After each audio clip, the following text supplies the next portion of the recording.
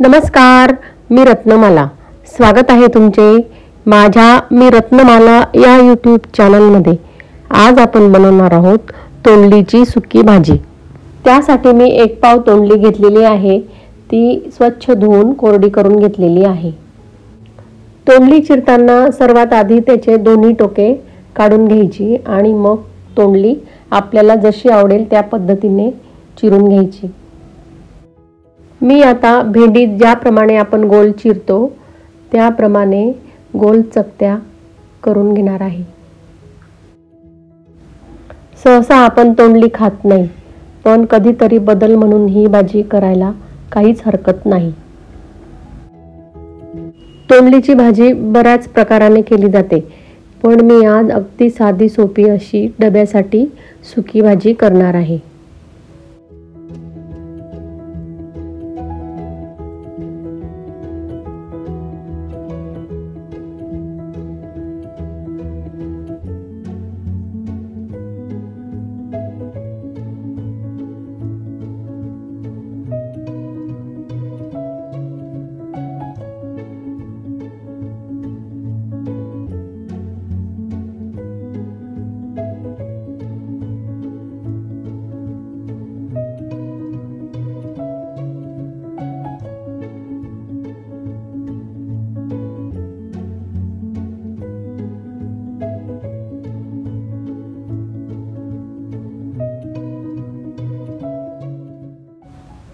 आता माझी सर्व तोंडली चिरून झालेली आहे।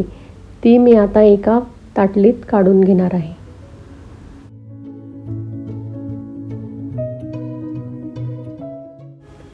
तोंडलीसाठी लागणारी आता मिरची मी बारीक चिरून घेणार आहे। काही जण चटणी सुद्धा टाकतात, पण मी आजच्या भाजीमध्ये मिरची टाकणार आहे। या भाजीची चव तुरट असल्यामुळे जरा मिरची जास्तच टाकली पाहिजे, कारण ही भाजी तिखटच चांगली लागते। आता माझी सर्व मिरची चिरून झालेली आहे। मी आता कोथिंबीर बारीक चिरून घेणार आहे।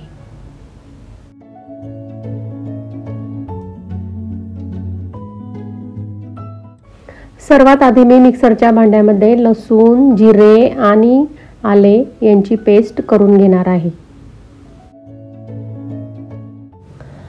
बाजूलाच गॅसवर एका कढईत तेल तापल्यावर त्यात मोहरी, त्याचप्रमाणे कढीपत्ता, मिरची टाकून चांगले परतून घेऊ।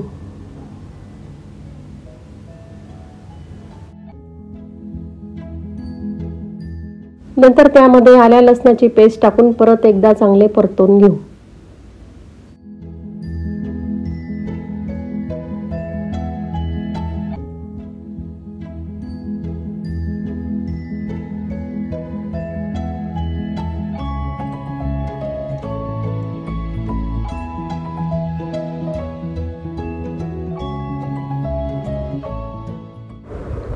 सर्वात शेवटी धने पावडर व हळद टाकून त्यात चिरलेली तोंडली टाकून परत एकदा चांगले परतून घेऊ।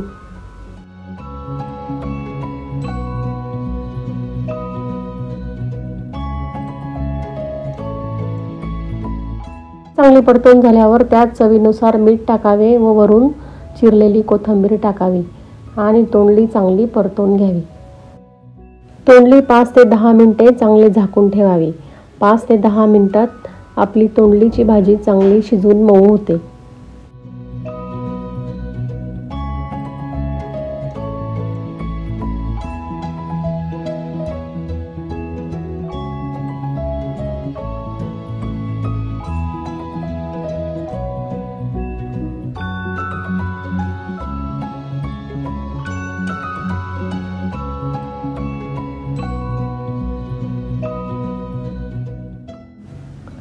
आता आपली तोंडलीची भाजी पूर्ण शिजून तयार झालेली आहे।